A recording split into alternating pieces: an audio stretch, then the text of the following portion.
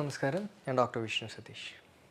ഒരുപാട് കാലമായിട്ട് skin disease, അതായത് ത്വക്ക് രോഗങ്ങൾ അനുഭവിക്കുന്നവർ തീർച്ചയായിട്ടും അറിയേണ്ട ഒരു കാര്യമുണ്ട്, നിങ്ങളുടെ സ്കിന്നിൻ്റെ പി എച്ചിനെ കുറിച്ചിട്ട്.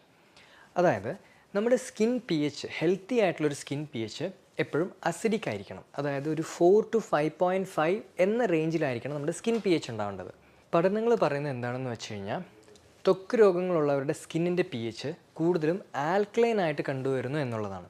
അതായത് അസിഡിക് പി എച്ചിൽ നിന്നും ആൽക്കലൈൻ പി എച്ചിലോട്ട് ലീഡ് ചെയ്യുന്നത് അല്ലെങ്കിൽ മാറുന്നത് ഒരുപാട് സ്കിൻ ഡിസീസിലോട്ട് സ്കിൻ ഡിസീസ് പെട്ടെന്ന് വരാനുള്ള ഒരു ടെൻഡൻസി ശരീരത്തിലുണ്ടാക്കും. സോ ഈ സോറിയാസിസ്, എക്സിമ, മുഖക്കുരു ഇങ്ങനെയുള്ള സ്കിൻ ഡിസീസ് ഉള്ളവർക്ക് എങ്ങനെ ഇവരുടെ അസുഖം മറികടക്കാം, അതായത് സ്കിന്നിൻ്റെ പി എച്ച് വീണ്ടും നോർമലിലോട്ട് കൊണ്ടുവന്ന് സ്കിന്നിൻ്റെ ഇമ്മ്യൂണിറ്റി ഇമ്പ്രൂവ് ചെയ്ത് എങ്ങനെ ഈ ഒരു ഡിസീസ് പ്രതിരോധിച്ച് ഓവർകം ചെയ്യാം എന്നതിനെ കുറിച്ചിട്ടാണ് ഈ വീഡിയോയിൽ ഞാൻ ഡിസ്കസ് ചെയ്യാൻ പോകുന്നത്. സോ സോറിയാസിസ് പോലെയുള്ള സ്കിൻ ഡിസീസ് ഉള്ളവർ, ഒരുപാട് കാലമായിട്ട് ഇത് മാറാതെ ഭയങ്കര ക്രോണിക്കായിട്ട് എഫക്റ്റ് ചെയ്യുന്നവർ അറിയേണ്ട മെയിനായിട്ടുള്ളൊരു കാരണം, സോറിയാസിസിന് മെയിനായിട്ട് 3 കാരണങ്ങളാണ് അല്ലെങ്കിൽ 3 കോസ് ഫാക്ടേഴ്സാണുള്ളത്. ഒന്ന് ഗട്ട്, അതായത് ഗട്ടിലുള്ള ചേഞ്ചസ് കാരണം, അതായത് നമ്മുടെ കുടലിലുള്ള ബാക്ടീരിയയിൽ ഉണ്ടാകുന്ന ചേഞ്ചസ് കാരണം ചിലപ്പോൾ സോറിയാസിസ് എന്ന് പറയുന്ന അസുഖം വരാം. അല്ലെങ്കിൽ വൈറ്റമിൻ ഡി ഡെഫിഷ്യൻസി ഒരു കാരണമായേക്കാം. ഓക്സിഡേറ്റീവ് സ്ട്രെസ് എന്ന് പറയുന്ന ഒരു പ്രതിഭാസം ഒരു കാരണമായേക്കാം. ഓക്കെ, സോ ഇതിൽ ഏത് കാറ്റഗറിയിലാണ് നിങ്ങളുടെ സോറിയാസിസ് വരുന്നത് എന്നാണ് നമ്മൾ ആദ്യം കണ്ടുപിടിക്കേണ്ടത്. ഓക്കെ, ഇപ്പോൾ ഗട്ട് എടുത്ത് നോക്കിക്കഴിഞ്ഞാൽ യൂഷ്വലി പഠനങ്ങൾ പറയുന്നത് എന്താണെന്ന് വെച്ച് കഴിഞ്ഞാൽ, ഇപ്പോൾ ഒരുപാട് റിസർച്ചസ് വരുന്നുണ്ട് ഈ ഒരു സോറിയാസിസും ഗട്ട് ബാക്ടീരിയയും തമ്മിൽ ലിങ്ക് ഉണ്ട് എന്ന് പറഞ്ഞിട്ട്.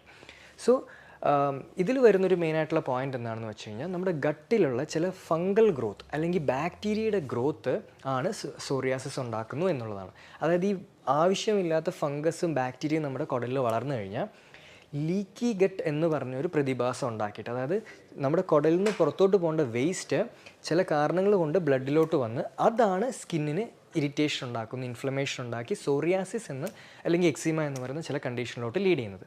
സോ മെയിനായിട്ടും നമ്മൾ ചെയ്യേണ്ടത് ഈ സിബോ, അതായത് ബാക്ടീരിയൽ ഓവർ ഗ്രോത്ത് ആണോ അല്ലെങ്കിൽ ഫംഗൽ ഓവർ ഗ്രോത്ത് ആണോ എന്നുള്ളത് കണ്ടുപിടിച്ച് അതിനെ കംപ്ലീറ്റ് ആയിട്ട് ഇറാഡിക്കേറ്റ് ചെയ്യുക എന്നുള്ളതാണ്. സോ ആവണക്കെണ്ണ യൂസ് ചെയ്തിട്ട് എങ്ങനെ നമുക്ക് ഗട്ട് ക്ലിയർ ചെയ്യാം എന്നുള്ളതൊക്കെ ഞാൻ ഡാൻഡ്രഫിൻ്റെ വീഡിയോയിൽ ഡീറ്റെയിൽ ആയിട്ട് എക്സ്പ്ലെയിൻ ചെയ്തിട്ടുണ്ടായിരുന്നു. സോ ആ ഒരു ടെക്നിക്ക് വഴി നമുക്ക് ഗട്ട് ക്ലിയർ ചെയ്യണം മെയിനായിട്ട്. രണ്ടാമത്തെ നമ്മൾ ശ്രദ്ധിക്കേണ്ട ഒരു കാര്യം എന്ന് വെച്ച് കഴിഞ്ഞാൽ, ഞാൻ പറഞ്ഞു നമ്മുടെ സ്കിന്നിൻ്റെ പി എച്ച്. സോ സ്കിന്നിൻ്റെ പി എച്ചിലുണ്ടാവാൻ ചേഞ്ചസ് ഉണ്ടാവാനുള്ളൊരു മെയിൻ കാരണം നമ്മുടെ ഗട്ടിലുണ്ടാകുന്ന പി എച്ചസിലുള്ള ചേഞ്ചസും കൂടിയാണ്. സോ നമ്മുടെ ഗട്ടിലെ പി എച്ച് മെയിൻറ്റെയിൻ ചെയ്യാനും അതേപോലെ തന്നെ സ്കിന്നിൻ്റെ പി എച്ച് മെയിൻറ്റെയിൻ ചെയ്യാനും നമ്മൾ കൂടുതലായിട്ടും ഭക്ഷണത്തിൽ പ്രീബയോട്ടിക്സ് ഉൾപ്പെടുത്തുക. പ്രീബയോട്ടിക്സ് അടങ്ങിയിട്ടുള്ള ഭക്ഷണങ്ങൾ കൂടുതലായിട്ട് കഴിക്കാൻ ശ്രദ്ധിക്കുക. ഉദാഹരണത്തിന് ഈ ഉള്ളി, അതുപോലെ തന്നെ ഗാർലിക്, വെളുത്തുള്ളി, ആപ്പിൾ, ഇനുലിൻ, നമ്മുടെ വാഴയുടെ കാമ്പ്, അതുപോലെ തന്നെ പച്ച ഏത്തക്കായ, ഇതൊക്കെ കൂടുതൽ ഡയറ്റിൽ ഉൾപ്പെടുത്തുക. ഇത് പ്രീബയോട്ടിക് അടങ്ങിയിട്ടുള്ള ഫുഡാണ്. അതായത് സ്പെഷ്യൽ ടൈപ്പ് ഓഫ് ഫൈബേഴ്സാണ്, സ്പെഷ്യൽ ടൈപ്പ് ഓഫ് നാരുകളാണ് ഈ ഭക്ഷണങ്ങൾ. ഇത് നമ്മുടെ വയറ്റിൽ കുടലിലെത്തിയിട്ടുണ്ടാകുന്ന ചില എൻഡ് പ്രോഡക്ട്സ്. സോ ഈ ഷോർട്ട് ചെയിൻ ഫാറ്റി ആസിഡ്സ് നമ്മുടെ ഗട്ടിലുണ്ടായിക്കഴിഞ്ഞാൽ ഗട്ടിൻ്റെ പി എച്ച് മെയിൻറ്റെയിൻ ചെയ്യാനും അതേപോലെ തന്നെ നമ്മുടെ സ്കിന്നിൻ്റെ പി എച്ച് മെയിൻറ്റെയിൻ ചെയ്യാനും ഈ ഷോർട്ട് ചെയിൻ ഫാറ്റി ആസിഡ്സ് ഹെൽപ്ഫുള്ളാണ്. അങ്ങനെ സ്കിന്ന് കൂടുതൽ അസിഡിക് മീഡിയത്തിലോട്ട് കൊണ്ടുവന്നിട്ട് നമുക്ക് സ്കിൻ ഡിസീസ് പ്രിവെൻറ്റ് ചെയ്യാൻ സാധിക്കും. ഓക്കെ, അതേപോലെ തന്നെ രണ്ടാമത് അറിയേണ്ട മെയിനായിട്ടുള്ള കോസ്, ആദ്യം നമ്മൾ ഗട്ടിനെ കുറിച്ച് പറഞ്ഞു, ഇനി രണ്ടാമത് അറിയേണ്ട കോസ്, അതായത് വൈറ്റമിൻ ഡി ഡെഫിഷ്യൻസിയും അതുപോലെ തന്നെ ഓക്സിഡേറ്റീവ് സ്ട്രെസ്സും, ഇത് രണ്ടും കമ്പൈൻ ചെയ്തിട്ട് നമുക്ക് സംസാരിക്കാം.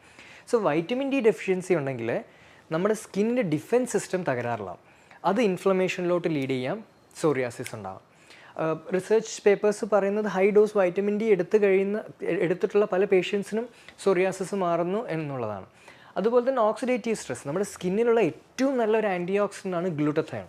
ഈ ഗ്ലൂട്ടത്തയോൺ ഡിഫക്റ്റീവ് ആകുന്നവർക്ക് അല്ലെങ്കിൽ ഗ്ലൂട്ടത്തയോണിൻ്റെ പ്രൊഡക്ഷൻ ശരീരത്തിൽ കുറയുന്ന പേഷ്യൻസിനും സോറിയാസിസ് വരാൻ ചാൻസ് ഉണ്ട്. കാരണം ആൻറ്റി ഓക്സിഡൻറ്റ് വർക്ക് ചെയ്യുന്നില്ല, ഓക്സിഡേറ്റീവ് സ്ട്രെസ് എന്ന് പറയുന്ന ഒരു കണ്ടീഷൻ കൂടും, അത് സോറിയാസിസിലോട്ട് ലീഡ് ചെയ്യാം.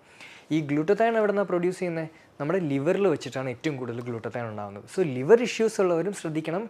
ഗ്ലൂട്ടത്തയോൺ ഡിഫക്ട്സ് നിങ്ങൾക്കുണ്ടെങ്കിൽ സ്കിൻ ഡിസീസ്, സോറിയാസിസ് അതുപോലുള്ള സ്കിൻ ഡിസീസിലോട്ട് പോകാനുള്ള ചാൻസസ് കൂടുതലാണ്.